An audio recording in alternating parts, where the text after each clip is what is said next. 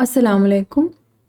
ہماری ناول کا نام ہے لا حاصل خواب، رائٹر پلوشا صافی، قسط نمبر 2۔ ہم نے پلوشا صافی سے اس ناول کو ریڈ کرنے کی اور ہمارے چینل پر اپلوڈ کرنے کی پرمیشن لی ہے۔ امید کرتی ہوں کہ ناول آپ لوگوں کو پسند آئے گی۔ بڑھتے ہیں ناول کی جانب۔ دوسری طرف زمروش کی رات تھکن بھری تھی۔ اماں اسے تیسری مرتبہ نماز فجر کے لیے بیدار کرنے کمرے میں آئی، مگر وہ سر درد کے باعث اپنے بستر سے اٹھ بھی نہ سکی۔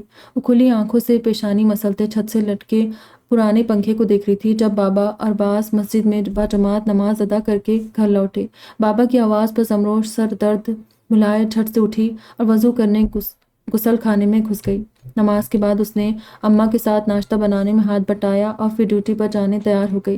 عموماً وہ ارباز کے ساتھ موٹر سائیکل پر جایا کرتی تھی، مگر کسی روز موٹر سائیکل خراب ہوتی یا ارباز نے کسی اور کام سے جانا ہوتا تو اسے پیدل جانا پڑتا۔ خضدار کے نیک اور خوش اسلوب لوگوں کے مابین اسے کبھی اکیلے پیدل جانے میں دقت نہ ہوئی تھی، جب تک کہ اس کا سامنا ٹیپو استاد سے نہ ہو گیا۔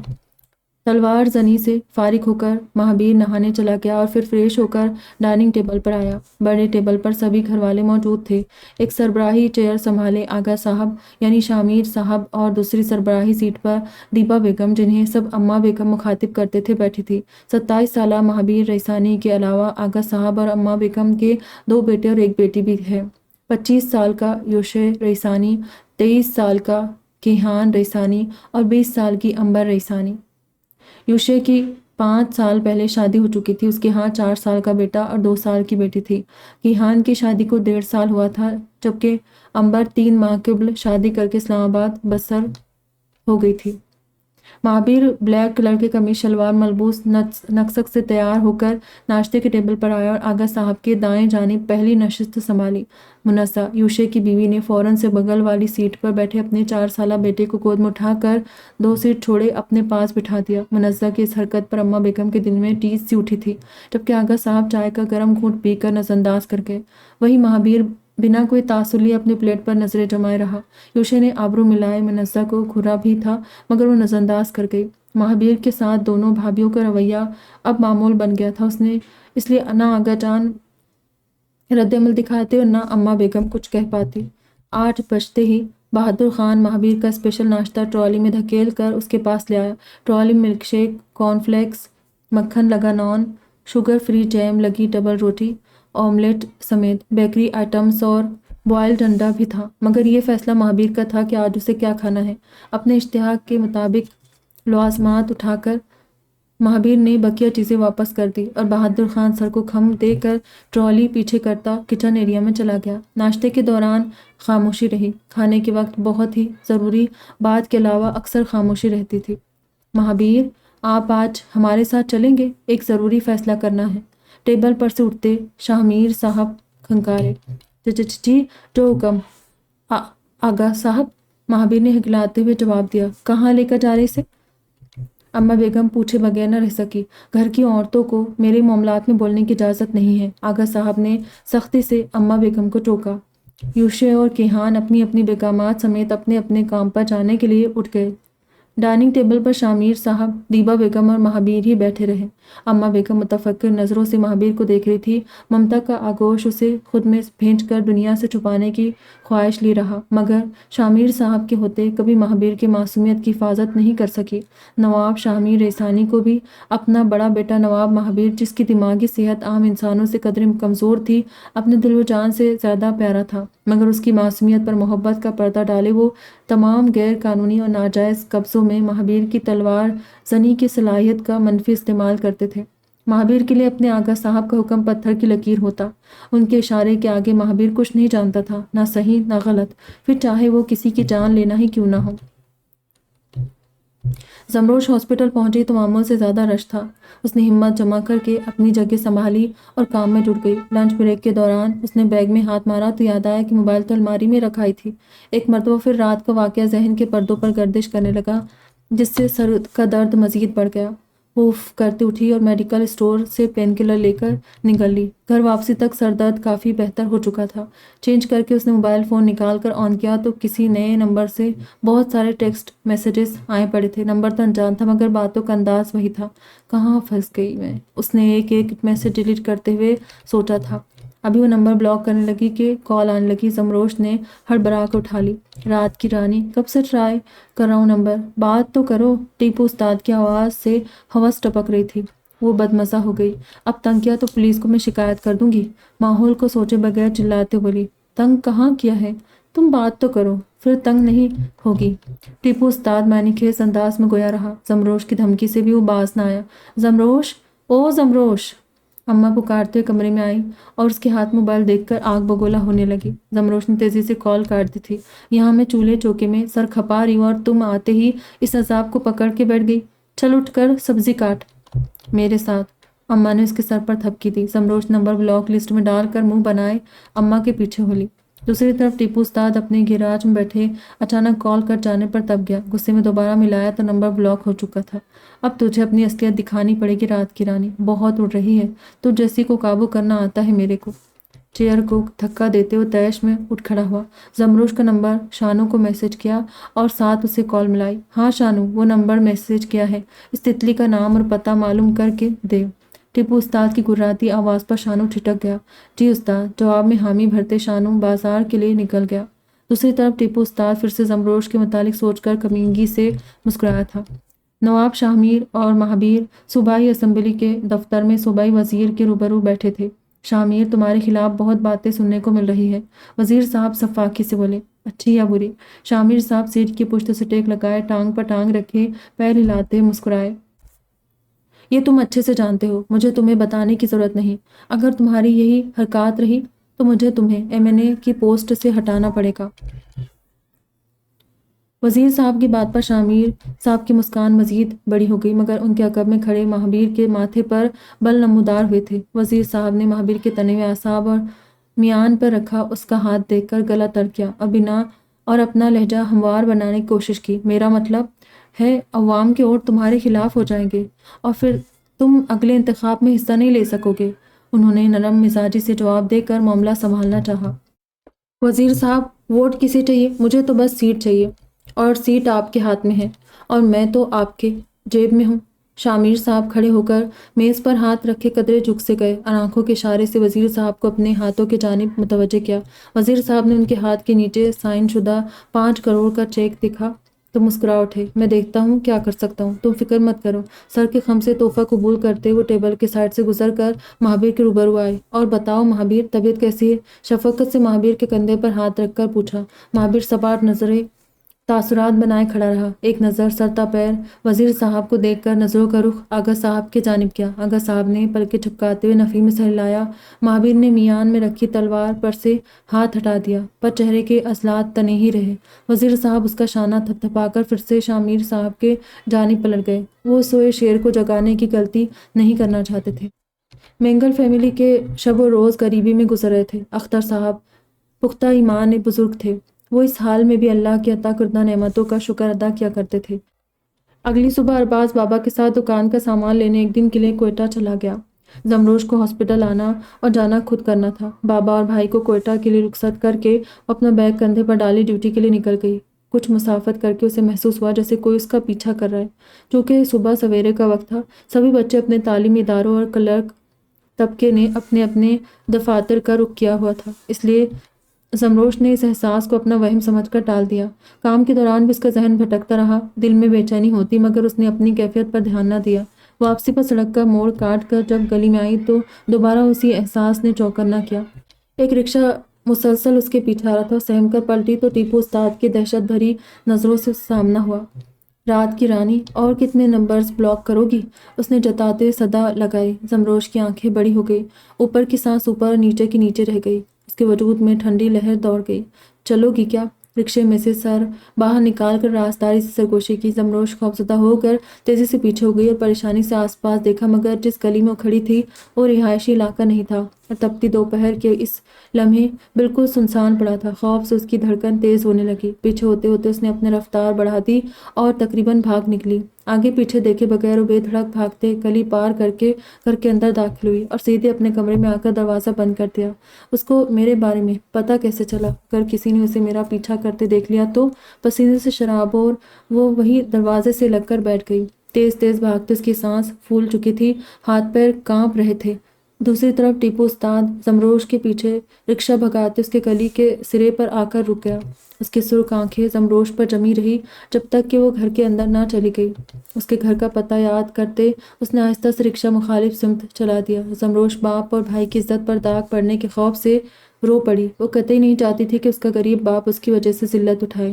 آنکھیں سختی سے مینچے وہ مضطرب سی بیٹھی کسی انہونی کے نہ ہونے پر شکر کے اشک بہا رہی تھی جب دروازے پر دستک ہوئی۔ زمروش، دروازہ کھول، اماں نے دروازے کے پار سے پکارا۔ ان کے پکار پر وہ اچھل پڑی اور خود کو کمپوز کرتے اٹھی اور ہتھیلی سے چہرے پر بہے آنسو صاف کیے۔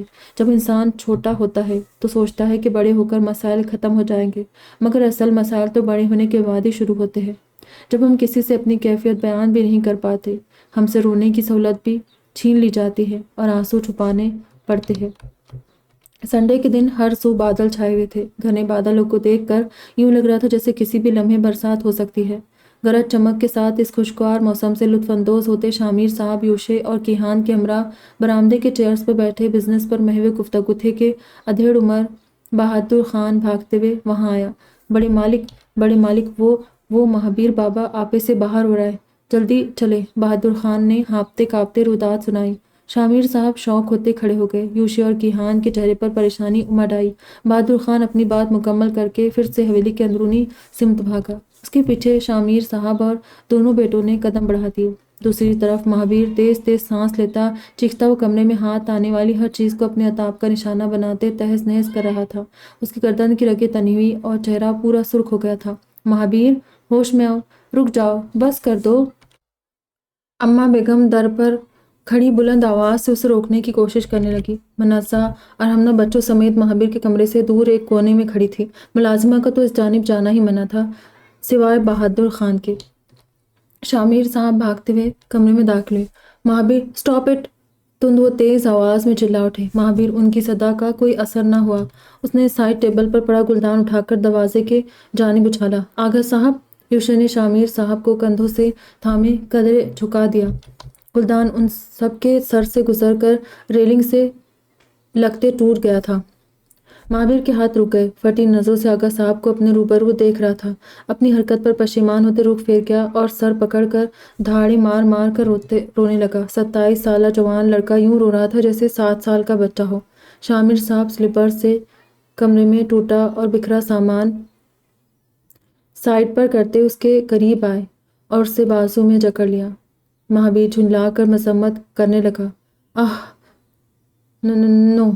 وہ دائیں بائیں ہوتا خود کو آغا صاحب کی گرفت سے آزاد کرانے لگا۔ ویسے تو خود کو چھڑانا اس کے بائیں ہاتھ کا کھیل تھا، مگر آغا صاحب کو چوٹ لگ جانے کا خوف زیادہ زور نہ لگا تھا۔ یوشے، جلدی اس کی دوائی ڈھونڈو۔ ان کی ہدایت پر یوشے کمرے میں نظریں دوڑاتے میڈیسن باکس ڈھونڈنے لگا۔ کیہان نے بہادر خان کے ہاتھ سے پانی کا گلاس اٹھا لیا اور آغا صاحب کے پاس آ کر مہابیر کو قابو کرنے میں مدد کرنے لگا۔ اماں بیگم کے آنسو جاری ہو چکے تھے۔ ڈریسنگ ٹیبل کے نیچے میڈیسن باکس ملا تو یوشے مطلوبہ گولی کا پیکٹ نکال کر آغا صاحب کے پاس آ گیا۔ شامیر صاحب نے مہابیر کا جبڑا پکڑ کر اس کا منہ سیدھا کیا۔ کیہان نے مضبوطی سے اس کی ٹانگوں پر دباؤ بنایا ہوا تھا۔ آغا صاحب نے ایک ساتھ 2 گولیاں اس کے حلق میں ڈالی اور پانی کا پورا گلاس اس کے گلے میں انڈیل دیا۔ ریلیکس میرا بچہ، ابھی آرام آ جائے گا۔ مہابیر کا سر اپنے سینے سے لگا کر اس کے بکھرے بالوں کو پیچھے کرتے دلاسا دینے لگے۔ مہابیر کی جھنجلاہٹ کم ہونے لگی تو کیہان نے اس کے پیروں کو اپنے شکنجے سے آزاد کر دیا۔ جھنجلاہٹ اب سسکیوں میں بدل گئی۔ یوشے نے آغا صاحب کے ساتھ نڈھال ہوتے مہابیر کو اٹھا کر بیڈ پر لٹا دیا۔ کمرے میں طوفان کے تھم جانے کے بعد جیسی خاموشی حائل ہو گئی۔ شامیر صاحب مہابیر کے پوری طرح سو جانے تک اس کے سرانے بیٹھے رہے اور پھر بغیر آواز کیے دبے پاؤں کمرے سے نکل گئے۔ حویلی کے بڑے سے لاؤنج میں پن ڈراپس خاموشی کا راج تھا۔ سبھی پریشان حال کھڑے تھے جب آغا صاحب کی دھاڑ پر سہم گئے۔ صبح سویرے تک تو بالکل ٹھیک تھا، اچانک کیا ہو گیا؟ اسے کسی نے اس سے کچھ کہا ہے؟ شامیر صاحب نے غضبناک تاثرات بنا استفسار کیا۔ منازہ اور ہمنا نے ایک دوسرے کو دیکھا اور پھر سر جھکا دیا۔ شامیر صاحب سمجھ گئے۔ چہرہ رائٹ سائڈ پر کر کے انہوں نے کن آنکھوں سے دیبا بیگم کو دیکھا اور ہاتھ اٹھا کر باقیوں کو جانے کا اشارہ کیا۔ ایک ایک کر کے سب اپنے اپنے کمروں کی جانب بڑھ گئے۔ ملازمین آنکھیں، کان اور زبان بند کیے محض کام کرتے روبوٹ کی مانند ماحول سے بے خبر ہونے کی اداکاری کرتے اپنے کاموں میں جٹے رہے۔ کیا کیا ہے آپ نے؟ پہلا سوال بہت ہی نرمی سے کیا گیا۔ پھر بھی دیبا بیگم کا حلق تک خشک ہونے لگا۔ شامیر صاحب آنکھوں میں جلال و جارحیت سموئے عین ان کے سر پر آ گئے تھے۔ میں نے اس کی تلوار چھپا دی تھی۔ دیبا بیگم نے مبہم الفاظ میں جواب دیا۔ کیوں کرتی ہے ایسا؟ جانتی بھی ہے وہ آؤٹ آف کنٹرول ہو جاتا ہے، کیوں اسے اذیت دیتی ہے؟ ایک ہی بات کتنی مرتبہ سمجھاؤں میں آپ کو؟ اب کی بار شامیر صاحب کی آواز بلند ہو کر پوری حویلی میں گونج گئی۔ ان کی اونچی آواز پر دیبا بیگم مزید سہم گئی مگر ہمت نہ ہاری۔ میں بھی کتنی مرتبہ سمجھاؤں شامیر، ماں ہوں میں اس کی، آپ کے ہاتھوں سے مزید حیوان بنتا نہیں دیکھ سکتی۔ کتنی جانیں لیں گے اس کے ہاتھوں؟ دل کی بات کہنا مشکل تھا مگر وہ کہہ گئی۔ ایک پل کو شامیر صاحب ساکت ہو گئے۔ بیگم، میں صرف مہابیر کو اس کی مرضی کے مطابق زندگی کی آسائشیں دے رہا ہوں، وہ اسی طرح ٹھیک رہتا ہے، ورنہ ہر وقت نیند کی گولیاں دے کر سلائے رہنے کے علاوہ اس بیماری کا کوئی علاج نہیں ہے۔ شامیر صاحب نے سنجیدگی سے سمجھانا چاہا مگر دیبا بیگم اشک بار آنکھوں سے نفی میں سر ہلاتی رہی۔ پڑھی لکھی نہیں ہوں میں شامیر، پر میں نے مہابیر کو جنم دیا ہے، ماں ہوں اس کی۔ میرے بیٹے میں کون سی کمزوریاں ہیں، کون سی بیماریاں ہیں، میں سمجھ سکتی ہوں۔ اسے ہمارا پیار اور شفقت ٹھیک کر سکتا ہے۔ دل پر ہاتھ رکھے تکلیف کی شدت سے کرا اٹھی۔ شامیر صاحب نے انہیں تھام کر صوفے پر بٹھایا۔ مہابیر مجھے سبھی بچوں میں سب سے زیادہ پیارا ہے۔ میں اس کی دماغی حالت سدھار نہیں سکتا، پر مزید بگڑنے بھی نہیں دے سکتا۔ میں اس کی بھلائی کے لیے ہی کہتا ہوں، مت کیا کرے یہ سب، پریشر میں آ جاتا ہے وہ۔ شامیر دو زانوں ہو کر بیوی کے سامنے بیٹھے۔